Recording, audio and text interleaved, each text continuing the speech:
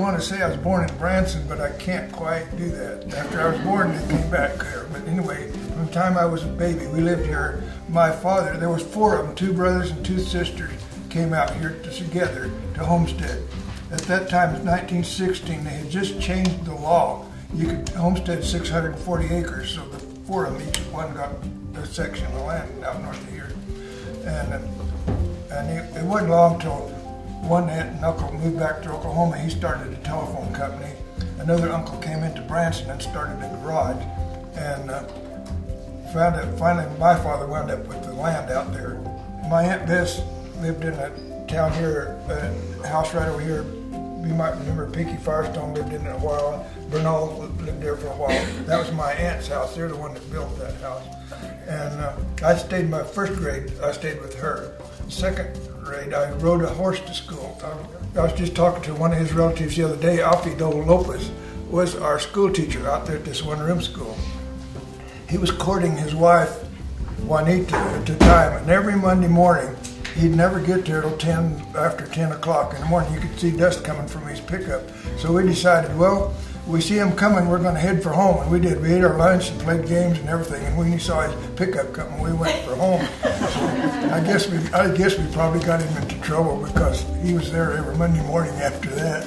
But anyway, his family is a really nice family. The Lopez family are one of the really pioneer families of this company. Their family came here when Trinidad was over 400 people. And they started at Lopez Plaza down on the Picketwire River. I went to grade school and it's about 20 miles north of here, close to the rim of the Picketwire Canyon. Then during the Depression, my father had to sell out. Our cows weren't worth anything. My father took a whole truckload of cattle to a sale one day, and they deducted enough to pay the truck driver, and he got a check for less than $5 for that whole truckload of cows. And we were just starving out, and the government had another program where they would come to your corral, they'd shoot your cows, and then they would pay you for them. They were not all exactly the same price, whether they was full grown or what, but I don't think they paid over $10 for any of them. But I still have a receipt for one cow that they paid him $5 for. And then he had to take a team of horses and drag her quite a ways from the corral so she wouldn't stink. But anyway, then it was about 1936. He bought a store north, they call it 9 Mile Corner. It was just north of here. Right after he bought the store, they moved the highway up where it is now, 1939. The highway, it used to go from Trinchera Angle across to Kim. The people in Branson wanted to connect, and they're the ones that built this road that goes straight north here. The county didn't have the money or something, and the people in Branson built this road that goes straight north here. And anyway, that's when they moved to that store, and that's when I finished going to school here in Branson.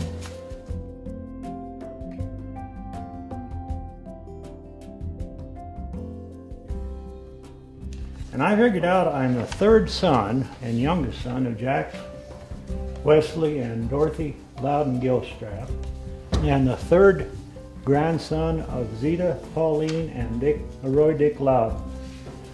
And Rachel talked about, well, how did we get here? Well, really, I have to say that my grandfather was how we got here, Roy Dick Loudon. He came back to this country in 1910. Some interesting memories there. And he met my grandmother 1913 over at Jake Likes, north of the Mesa, at one of these old country dances that people used to go to. You have to ride a long ways, or an all-night dance probably. And that's where he met. And at that time she was teaching at Tobe School. And he kind of wanted to have her a little bit closer, I guess, so he prevailed on her to take up a position at the Covert School, which is down Canyon from our place. And she started teaching there in the fall session of 1914. And my parents, Dorothy Dean Loudon Gilstrap, was born in 1918, and my dad, Jack Wesley Gilstrap, was also born in 18. And then in 1932, I guess this is a depression story that I have, they had lost their car and just about everything in a farm sale. And so they came to Colorado with wagons and teams. And the other little story I remember them telling from that time is losing, they had a little pup dog and the dog got run over out here towards Owl Creek. So they got almost all the way here with him. But that was their background. And then I'm probably going to have to look at my notes to remember, I'm getting so voluminous here. Anyway, Dad and his brothers went to high school here, finished school here. Mom graduated in 1936 and Dad in 37. And I guess you could say he married the rancher's daughter because he was married to Dick Loudon's daughter, his oldest daughter.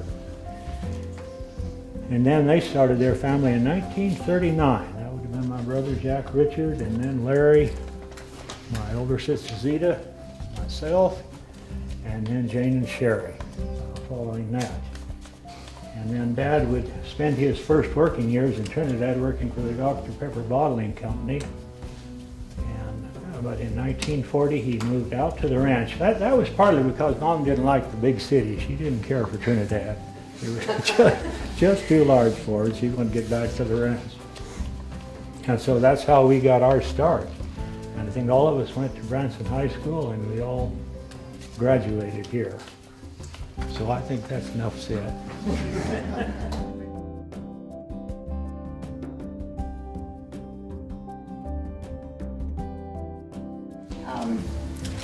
I was raised on a ranch at the eastern end of Los Animas County, just on the other side of the mesa here. And my folks were born in southern France in the Pyrenees Mountains area. And they came to the United States and they raised, my dad came and I was amazed with my dad and mother because they had nothing when they came to the United States, and they worked up to where my dad built up enough of his sheep herd that he was able to buy the ranch, and he kept getting it larger and larger. And he had two brothers, and they were here also. I was one of 6 girls raised on a ranch, no brothers. Wow. And let's see, we went to school in Trinidad, all 6 of us, and we graduated in Trinidad and Trinidad Junior College, and almost all of us became teachers. And then, of course, not my first job. My first job, Tom kind of reminded me of this about riding a horse to school. Thank you, Tom. I wasn't going to tell this story, but the first year that I taught was in the community down where I lived. And it was called the Paula Springs School because there was a spring and a lake there, and it was a nice little community, lots of families. And our ranch was about a mile and a half, maybe 2 miles on south of Paula Springs. So each morning I would do my chores and feed my horse and saddle him, and I would head for the school, which was about almost 2 miles. And I got to ride my favorite horse, of course, Sox. I applied in Branson, and I was a teacher here in Branson, and at that time let's see, this was 1946, and maybe 40, no, it was 46 and 47, why we didn't, most of the fellows were gone to the service because it was just wartime and just finishing World War II. So they hired quite a few women to do the teaching, and I taught I was a 7th and 8th grade homeroom teacher here at Branson School, but I taught in the high school, and I taught math and English and history in the high school here, and because we were short of teachers. And then let's see, after that, why, during the service time, my husband, who was raised here in Branson, that's my connection my Don. Don came back from the service, and of course there was dances, and we always had the spring dance. I forgot what we called it. Probably the Western dance. Thank you, Terry. See, I'm getting some help. You might have to ask some questions. Let's see, the Western dance, and when Don came home, of course, we got introduced, and we started going to different parties together and Western dances, and after 2 years, in 1948, I married Don, and Don was raised right here, 1.5 miles right north, and right at this present time, it's the Macmillan home, and this Macmillan home has been built and updated, and real nice home there, and Don was raised in that area there, and he was the youngest, he was the middle of 5 youngsters in the GD, Dave Lewis and Alma Deborah Lewis. And he was, they had an older sister, Gertie, who lived here and went to school here, Gertie. And she married and had 9 children and lived over in Griffith, Indiana, and raised her children there. And we still have contact with some of her children. That was the oldest, Lewis.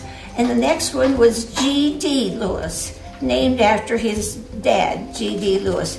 And he raised his family in California, and he was a trucker. And he has passed away, and Gertie's passed away, but I keep up with some of her youngsters yet. They call me. Her Betty May, and so some of them still call me. These are Gertie's children. And then G.D.'s son, has my granddaughter that's here, went and met them in California at their home, and so we keep up with G.D.'s son, who is David Lewis, David and Donald Lewis, and I get the nicest cards from them at different holidays. The last one I got was at Easter, and they'll probably send me one for Mother's Day. Now that's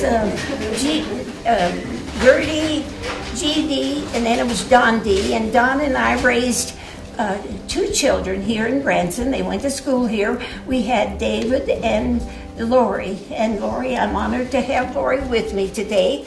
And then David married a girl that was raised in Kim, which is a community 44 miles from here. And Kimmy Clark. And David and Kimmy had 6 children.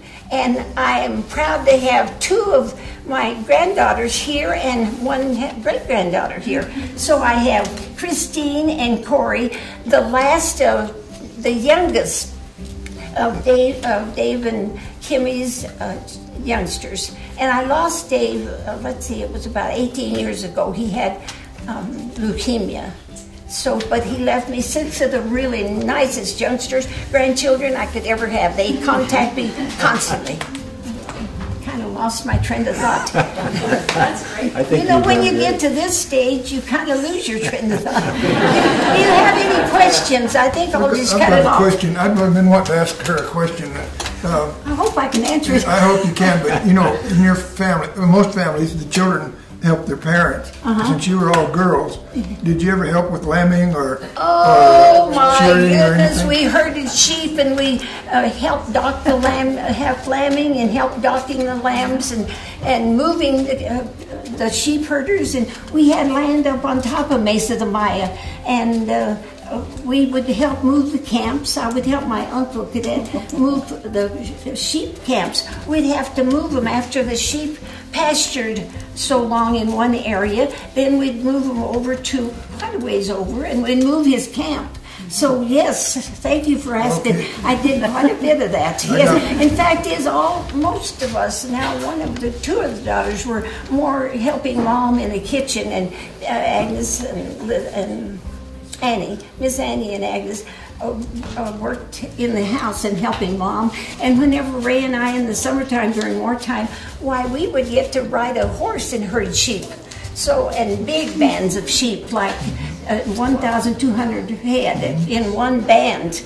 And my dad had 7 bands of sheep. And so it was quite an operation. And we learned to do a lot of the outside work. Thank you for asking. There's a couple other questions I'd like to ask. All right. I went down to Cimarron River with a group of people yesterday, and we come to these wild burros down there. They said the Oxandaburus were the source of those. Is that right? Yes, we used to. Yes, we had to move. Sometimes the pastures, when we moved the camps from the sheep herder, the herders camp from one area to another up on top of the mesa, because down below they didn't have to have camps because they would come to the house and come to the bunkhouse. The sheep herders would.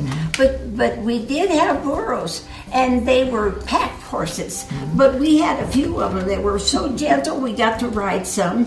But we girls just tamed anything that looked like it was that we could ride. But thank you for asking. We had quite a few burros. But when we left the ranch, the burros were just, they wandered on their own. So they're still down in that area, and I would just love to get to see them. So they're still down. I took a picture. Maybe I could send you a picture of them. Oh, I would appreciate that. Thank you for bringing that up. Thank you.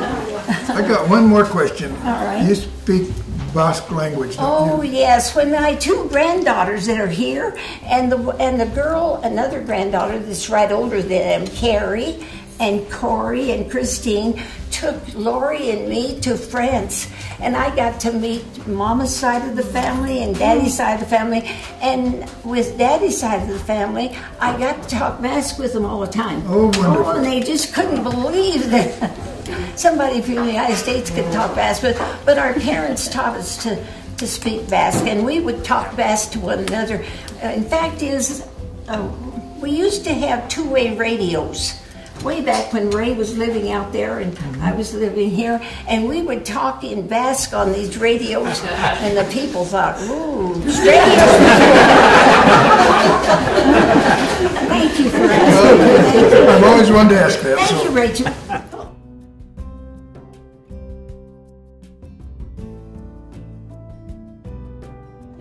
It was a lot later than that. My folks came here in 1926.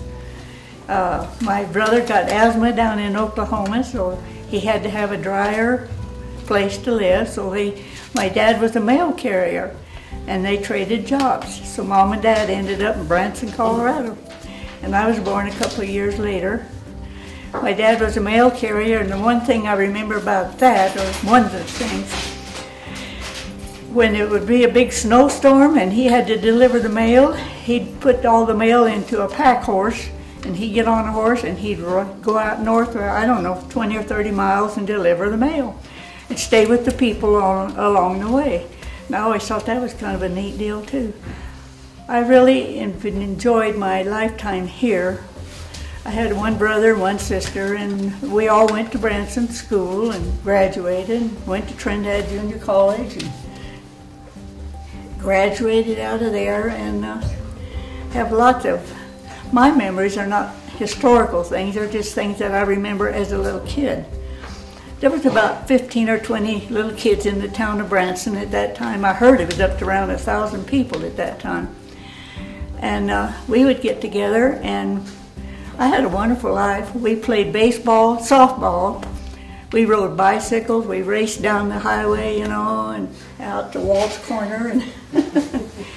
And it was just a wonderful town. I've got one question I want to ask if you remember.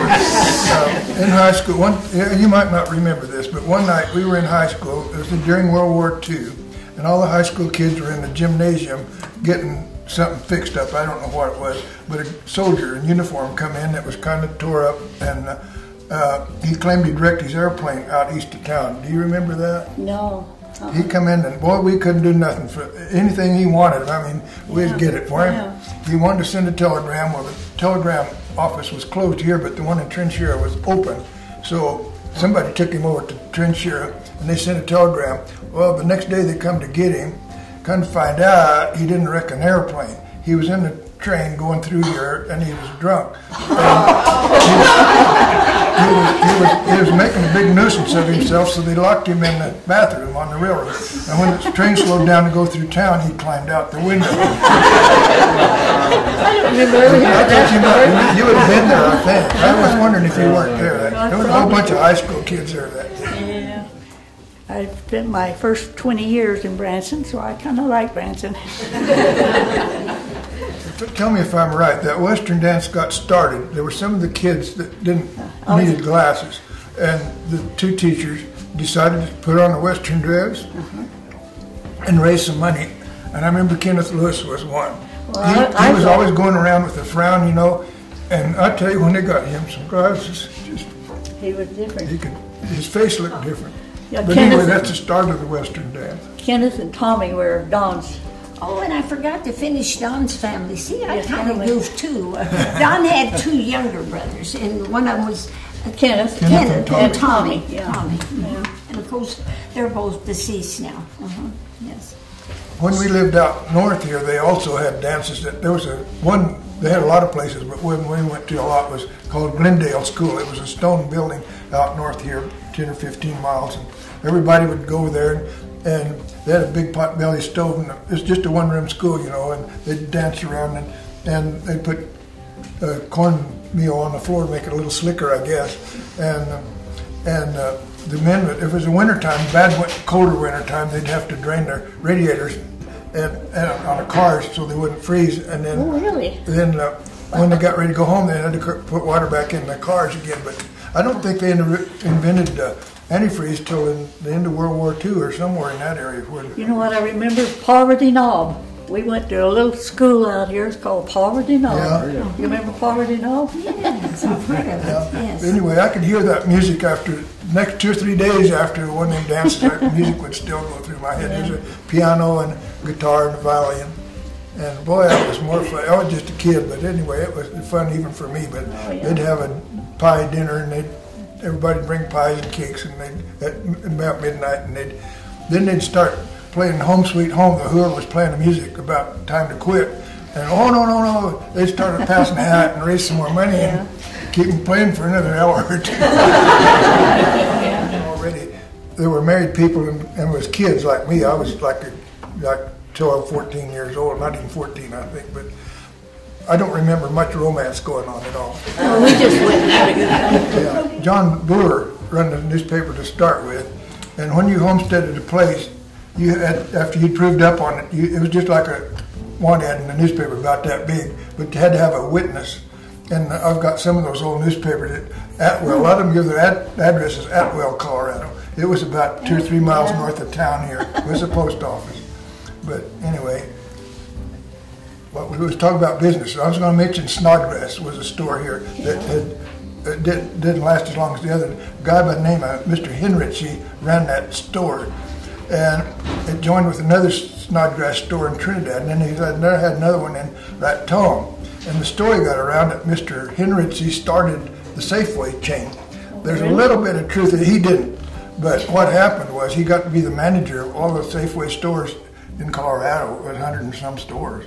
And he started out here in Branson. I never heard that before. My sister and brother-in-law's brother, Toy's brother, Roy McMillan, and his wife, Moselle, had a store. The store was on the south side of where the post office used to be, and Agnes and Fred Smith run the post office.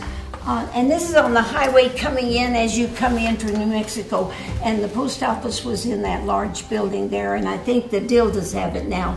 And then on the other side, the only thing left of that that store, Roy and Moki and Roy and Moselle, and they had the living quarters in the back, quite an area. But now the only thing you can see there is the foundation. There's big old stones there, but not much left of that. So that's been way back too. It burned and all. Yes. That's where Rose Ward lives today. Yes. No, well, it's across. It's kind of on the foundation. Yes, that's right. And then the store was quite a long building, and it was right up to the street there. There used to be a lumber yard there too on this side of the store, and then across the street was another lumber yard. There was one across the street, and then there was another next to the post office across the street. That's where the long foundations are at, Yeah. where Yes. the other lumber yard is at. Yes.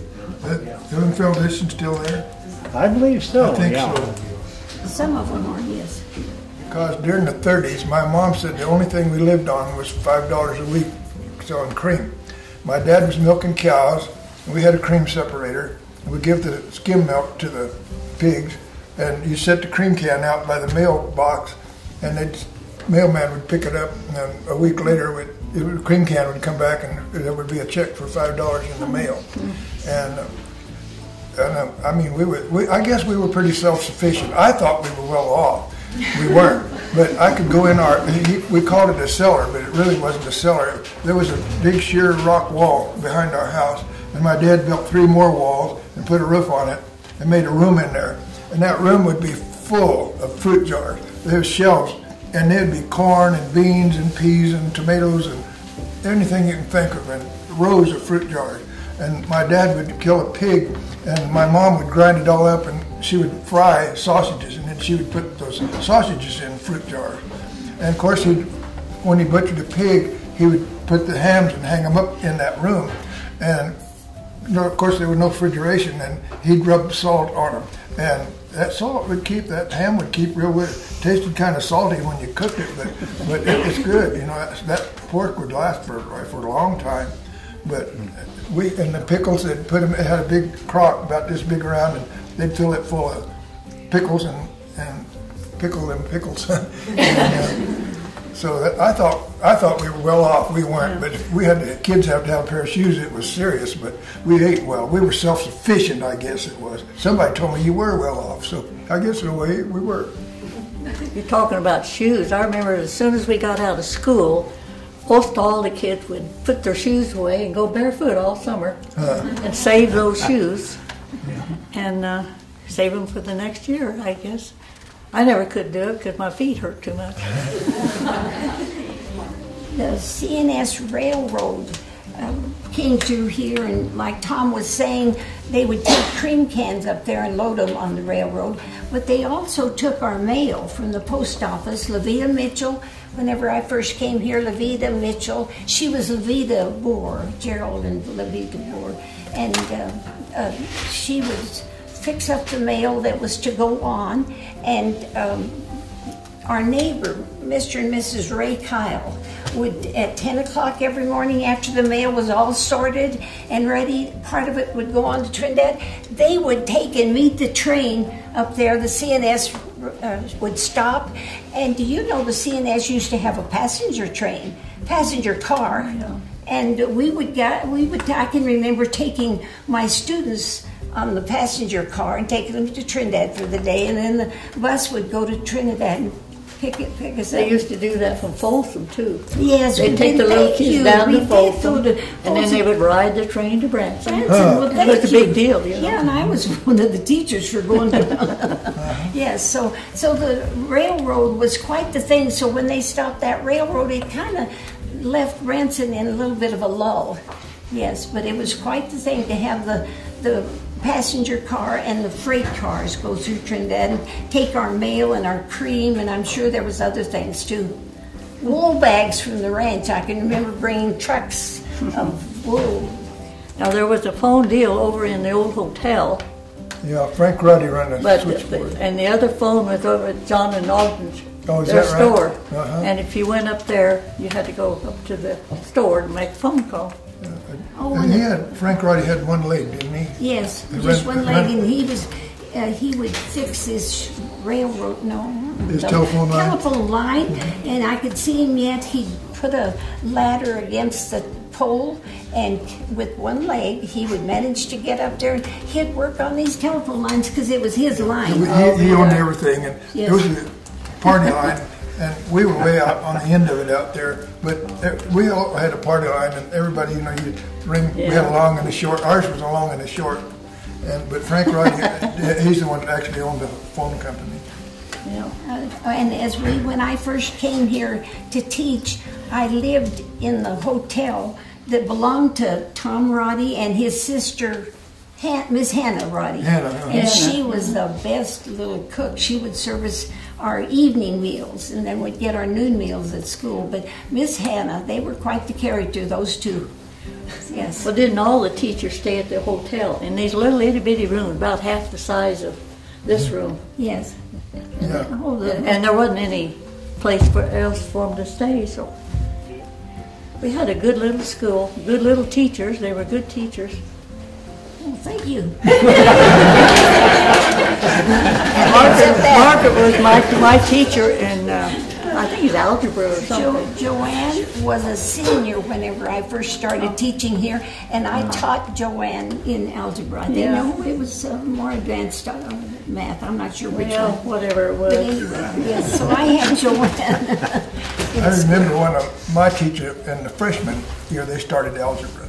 Alfred Curtin was our teacher, and we went for about 2 weeks, and he gave us a test, and I didn't understand A plus B or A times B. It didn't make any sense. He said, I must not have been the only one, because you kids don't get anything. You forget anything I've told you after 2 weeks of school. We're starting all over again. And from then on, I understood algebra. The rest of my life, I got good. Even in my career, I used math a lot, and I credit him with stopping and going back.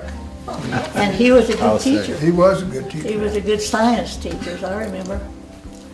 You know, there are some things that I wonder about if it isn't different. I remember we used to get thunderstorms. I mean, this Chi-Chi Creek would get full. It would wash the bridge out down there.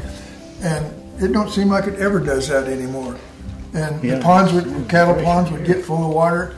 And it don't seem like it ever rains that much to run these streams full of water. Surely not as often, anyway. And there was a bridge before they moved that road up where it is now. There's a bridge that washed that bridge out every once in a while. But another thing I always remembered, out there where we live, about 20 miles north of here, that the frogs would come out. So we'd have a big thunderstorm, and man, then you could hear frogs croaking and where they stayed and the rest of it, I mean, you might have 3 or 4 months of no rain at all. It'd be dry and hot and not a sign. But as soon as you get a rain, here they'd come. And how did they survive? I've never figured that out.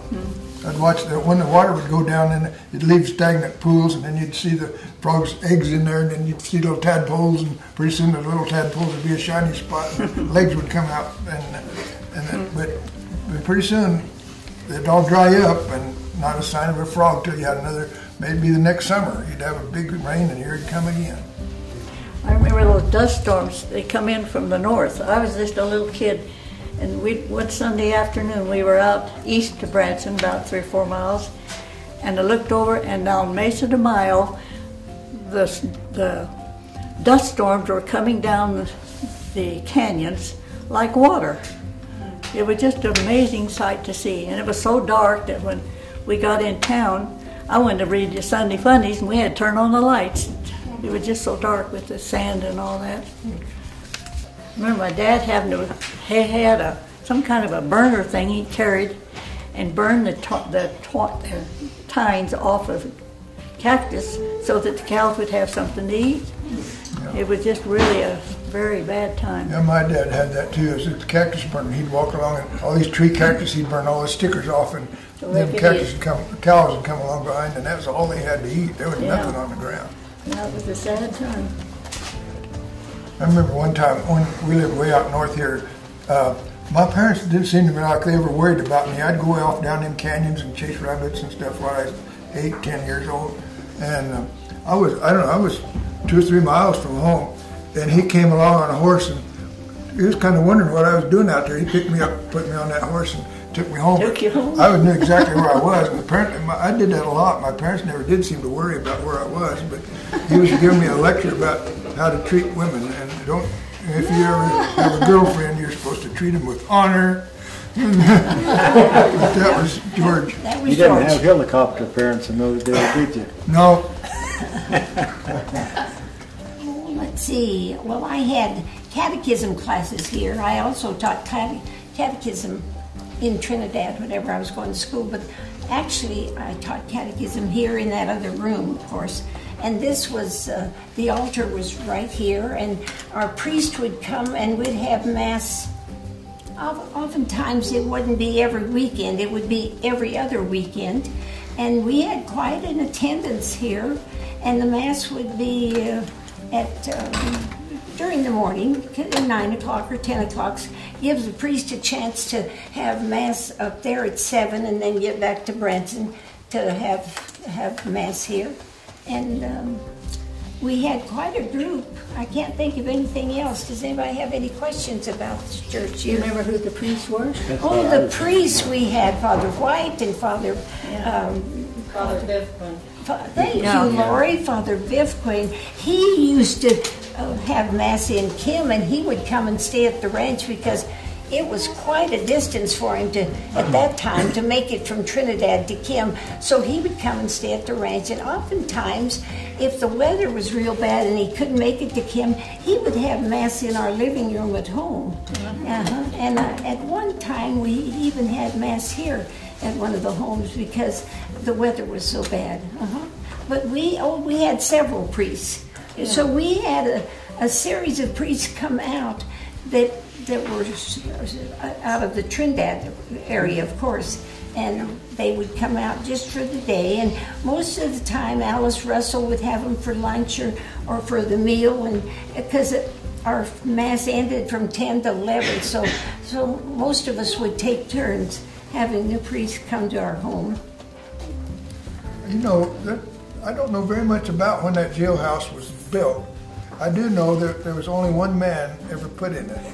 He was up here in the stone garage. He was lit up drunk, and they grabbed him by the belt and took him up there and marched him and put him in the jail.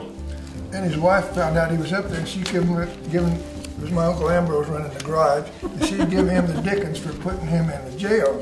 He told her, "Well, go up there and open the door, it ain't locked." I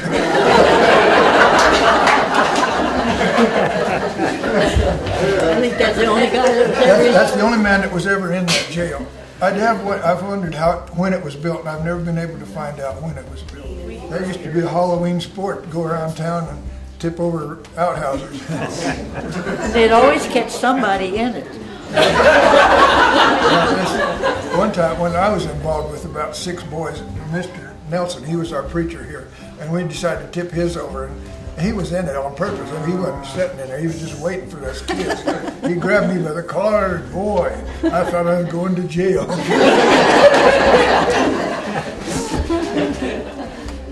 Was Reverend Nelson, was he the Reverend or the pastor of the Rock Church? Yes, the Rock He was Church. pastor of the Rock Church. Yeah. I've been told. Hallelujah. He was a holy roller. But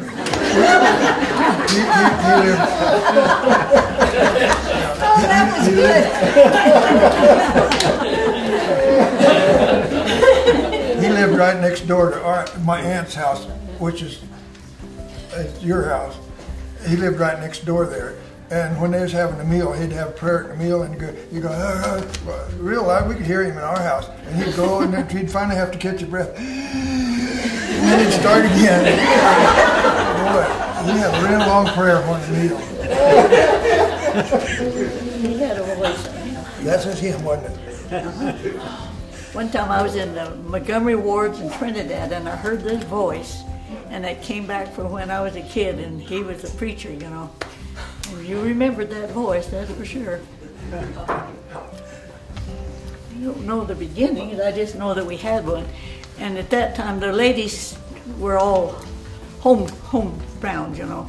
So all the ladies in the town went, and there'd be 20 or 30 people at those meetings. We have pictures of where there's just oodles of ladies, because they, you know, they didn't work out of the home, they worked at home, and then this was their one day out, so. That was fun too. Was that every month or? Yeah, once a month. And it was always at the community center or where? No, it was around at your home. Okay. Different ones would sponsor it. I remember one especially up at the Bradley house, which is now Tom's house. And we've got a really nice picture of Club that day. All the women and children are standing out in front of the house. I think I was just a little one then. I'll probably have it on the table over here for old timers. I'll have that picture, but it's quite a gang of women and kids in that picture. I imagine. I don't remember. I was just a little kid. One thing they did was they had a flower club, and one thing they did was maintain this tollgate building down here. I think Miss Lorraine Doherty was the main leader for some of the history we have. This black cowboy story. She's back, George McJunkin. She's the one that kept that story alive. This guy that wrote the book got a lot of his information. I give Mrs.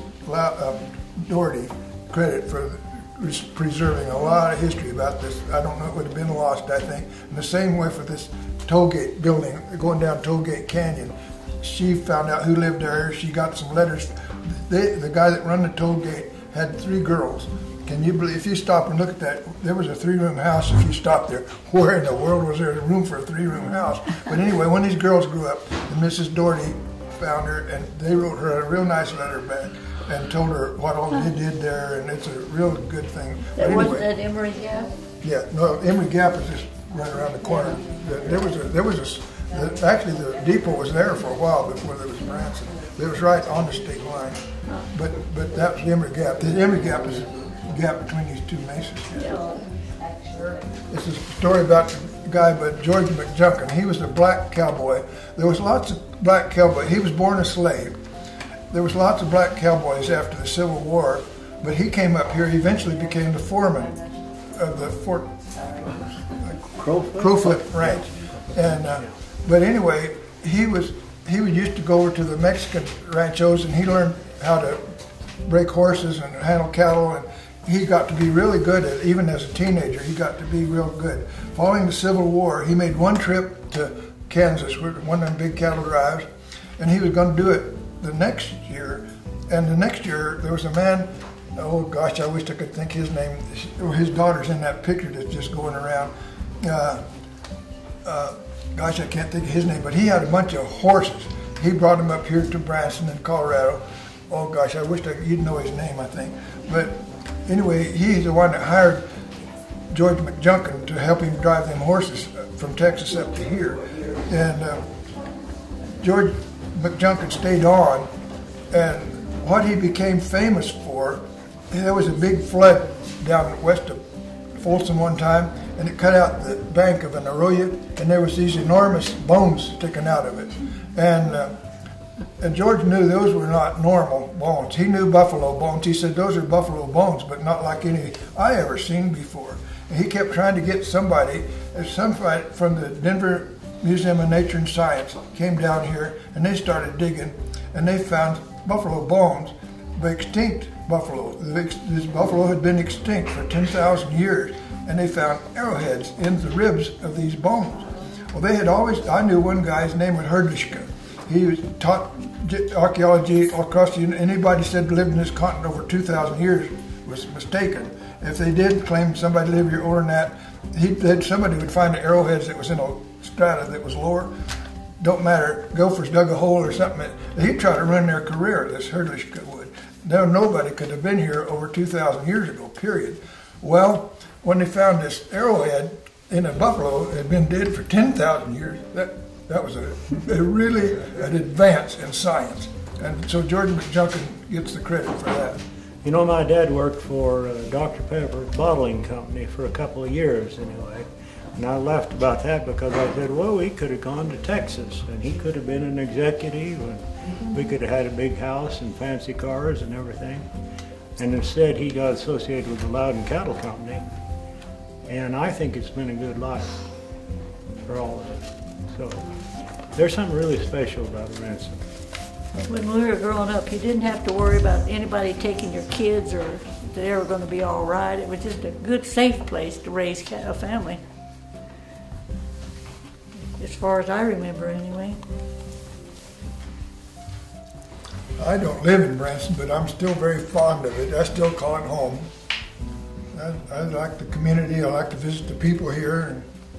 And I like the history of Branson. It's fascinating. The history of Branson fascinates me. It's just home, real homey.